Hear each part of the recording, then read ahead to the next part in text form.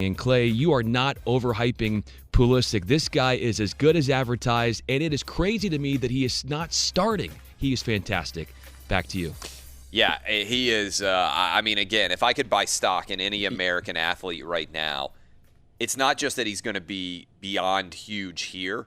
It's that he's going to be as big as any American athlete has ever been around the world because of the overall just huge fan base for the English Premier League and the World Cup, which is now not that far away. We're about 2 years away from the 2022 World Cup, which, remember, is right now scheduled to take place in Qatar and to be played in the fall. But the amount of attention is so hot in the Middle East. And then in 2026, that World Cup is basically going to be taking place in the United States. So he's going to be bigger than anything we've ever seen in American soccer.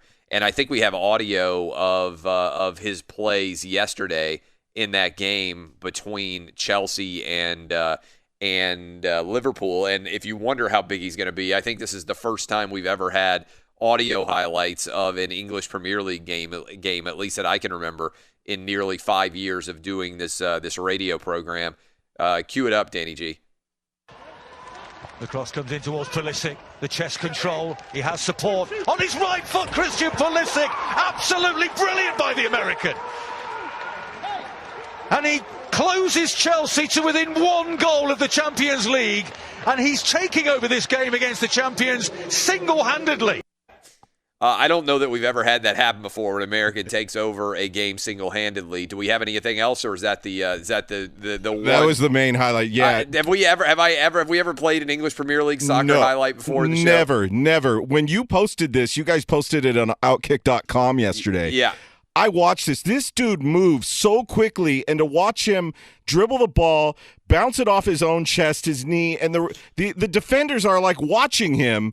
They can't move as quickly as him. It's like he's playing at a whole nother level. Yeah, and also he plays with I would say, cockiness that is going to only get more cocky, right? Just the way he carries himself, it's a supreme level of confidence. And, Dub, I mean, I don't know how much soccer you watch, but you're 25. Are you with me that this guy, I mean, you weren't even born, I don't think, when the 1994 World Cup happened. But if you're an American soccer fan, there's been talk for a long time about when are we going to have an electric goal scorer. We've had good players. Freddie Adu. Yeah, Freddie. I mean, but that's an example of how desperately the American soccer fan wanted to find a guy who could be the man going forward. We'll talk about this when we come back. I'm fascinated by this story, and I think there are a lot of Americans buying in here. And a lot of times you get, and I'll talk about this a little bit in the next hour, but you have a situation where the American soccer fan likes to look down on the casual soccer fan. And you're not good enough, you're not smart enough, you don't know enough. I mean, that's kind of the way soccer goes. They both desperately demand that you talk about their sport, and then when you do, they're like, oh, you don't know as much as I do, which is really kind of a strange vibe that the American soccer snotty fan base has created. But I think Pulisic has the ability to unite everyone, the casual and the hardcore. We'll talk about it next on OutKick. Are you guys as excited as I am? We were just talking about him, and you know, if I'm talking about soccer on this program and the World Cup's not going on, that there must be a big story. This Christian Pulisic, I'm going to go ahead and ring the bell of excitement here. I am going to be on the bandwagon. I'm going to be leading the hype machine. I think he is already the best American soccer player of all time. He is 21 years old. And I think right now, if you look at what he's doing in the English Premier League, he is poised to potentially be one of the best soccer players in the world by 2022 and by 2026. I'm not claiming to be a soccer expert, so I'm sure that I'll get emails, or I'm sure people are going to be blowing me up, because Soccer Guy always has to let you know that he knows more about soccer than you do. This doesn't happen in other sports, by the way. Like when we come on and talk about NFL or college football, NFL or college football fan is not out there like, hey, I know so much more about this sport than you do. It doesn't happen when we talk about the NBA or college basketball. Soccer guy is so insecure about his sport that he desperately wants you to talk about soccer, and then as soon as you talk about soccer, he immediately has to let you know that you don't know enough to be talking about soccer. Yep. That guy is everywhere. You may be that guy as you're listening to me right now. We got a little bit of it in hockey, but hockey is more of like, hey, please just talk about my sport. The hockey fan out there is just happy when you mention him. Soccer fan desperately wants for soccer to be popular in America. But as soon as people like me who have wildly popular radio shows, thank you for making us, by the way, the most popular morning sports talk show anywhere in the country, as soon as I mention it, I'll immediately be blown up with soccer guy who is like, got to make it clear that I don't know as much about soccer as he does. It's like a pathetic insecurity about the sport that also is also simultaneously combined with an arrogance by which the soccer guy has to let you know that he knows more than you. Have you ever seen anything like this, Danny G? Like when you that is the soccer American soccer fan at its most basic level. And what's funny about that is literally almost nowhere else in the world does that exist. Because most places around the world, soccer is the most popular sport in the country, so it would be treated like the NFL or the NBA or even Major League Baseball, where no one feels the need to lecture you about knowing more than you in any other country. Yeah, but the soccer strange. snob is real. Yeah.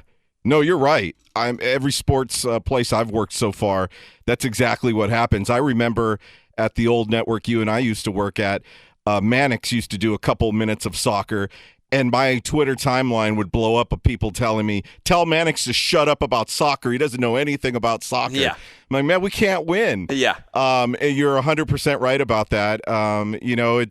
It's one of those things where it's not, I guess it's not in our blood. The soccer isn't, or football, their football.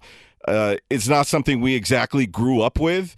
So maybe we kind of sound foreign speaking about it, but you're right. At least you're talking about it. Well, I think what is going to happen is Pulisic is going to be so big that he is going to unite the soccer snobs and the casual American sports fan, almost like happens with the Olympics, right? Like, I don't know anything about most Olympic sports, but when the Olympics happen and I sit down in front of my couch and I watch, most people don't know the intricacies or technicalities of swimming, but you can convince yourself that you do every year for the last 20 years or whatever it's been when Michael Phelps has gotten into the pool and you're like, oh, I know everything. Like you watch gymnastics for, 2 hours and you're like, oh, she didn't stick that landing. Like you feel like you're an expert in gymnastics because you watch it and everybody kind of collectively experiences it together. I think that's where we're headed with Pulisic. For a long time, I've been talking about this for as long as I've been in sports, the idea of the transcendent American goal scorer and whether we would ever have one, whether we would ever have our own version of Messi or our own version of Ronaldo. And I think what's different now about Pulisic, and it's going to be so huge, is so many kids play FIFA, right? I mean, I don't think you can underrate the popularity of the FIFA video game and how many young kids play it. And the ability for young kids growing up in America now to have a homegrown American star is going to take, I believe, American soccer to the provievrovial next level. Yeah, I'd say it's as popular as Madden. Yeah, with FIFA. Yeah, you're right. FIFA, I mean, yeah. I think if you're an older guy out there, you underrate the impact of kids playing video games. And my kids play Madden all the time. I think Madden is the best advertisement that the NFL has for a younger generation. And I think you're even seeing that in the way that, granted, there hasn't been a lot of American sports going on, but the ratings on Madden players have been covered like it's an actual sporting event, right? I mean, and that is just, I think, a degree to which Madden has totally taken over the American sports young consumer in the way they play. FIFA is the same way. You agree with that, Roberto, that the number of kids that are out there that are playing FIFA on a day-to-day basis? Yeah, definitely, especially internationally. Everybody out the world is playing FIFA, and they also Madden, but FIFA is played bigger internationally on a bigger level. And then there's also people that play FIFA here in the United States. A lot of kids play FIFA here. No, it's massive. Yeah, I play FIFA also. Yeah, it's massive in the United States, the video game. And so I think that one of the things that helps with American sports is like the jingoism, like the, hey, we're the best in the world. And that goes a long way towards the Olympics viewership. I think that goes a long way towards just sports in general. And that's true with U.S. women. Now, the reason why it's true with U.S. women in soccer is primarily because many women around the world don't have basic human rights. So the reason why our women dominate is because our women have so many freedoms and because we're so wealthy as a country that, 12-year-old girls can play travel soccer at a time when 12-year-old girls can't leave the house in many other parts of the country, of the world. And so the American women's soccer team succeeding is really a function of America's incredible opportunity that we provide for all athletes, regardless of what their background is. And that doesn't exist around the world. But the U.S. men have been sort of a consistent and eternal disappointment because they haven't had that transcendent player where we could look around and say, okay, we are as good as many other of the top countries in the world. Dub, are you crazy? Am I crazy to believe that Pulisic is a meteor streaking across the American sporting sky? No, you're not crazy at all. And the FIFA aspect is huge, I think. I still play FIFA. It's probably the only game I play. And you want to talk about the new America's team. Chelsea is about to be the new America's team. I mean, they got the blue and white colors just like the Cowboys, and they got the biggest American star that the sport has ever seen. There are going to be probably millions of people that become Chelsea fans across this country solely because Christian Pulisic is on that team and he represents America and is the best American soccer player that I've ever seen. I think you're right in that statement that he's the best American soccer player ever already. And I mean, you talk about soccer guy. I watch the Premier League every week basically. I go down to Fleet Street Pub down on Printers Alley, and they got all the games on in there, and that place is always jam packed on Saturday and Sunday mornings. And I think there's going to be more places like that across the country that start opening up in the mornings, early on the weekends to watch Premier League soccer games. I think it could be, something like college football, NFL almost in terms of viewership as his career keeps going on and on. Well, I think what happens is Americans want to watch transcendent talent. And, I mean, Tiger Woods is a great example of this. There are tons of people out there who watch golf that have no interest in golf. They were Tiger fans. And they wanted to watch Tiger Woods because he was a different caliber of player. And that is what elevated the overall sport, everything around it. I consider myself to be very much of an average American sports fan in the way that my mind works. And yesterday, when I heard that Pulisic was going into the game, I was checking Twitter, and I flipped it over. In fact, I was sitting in my chair. We're doing tests to get ready for Lock It In to come back for Season 3. And so I was sitting in my chair, and I was like, I'm scrolling through Twitter. We're doing tech checks. And I looked down, saw that he got in. I put it on, and I was like, holy crap. And then my OutKick crew, we have a text exchange, and everybody just went crazy with the run that he made. The assist where he tore through that Liverpool defense. That's right. And then the goal, it was the combination of the two, both happening in like 10 minutes, that took the internet world by storm. And then I looked at the traffic and the number of people. We put up the goal that he scored as well as the run that he made that led to an assist. And the number of people that clicked through was pretty substantial just to watch that goal.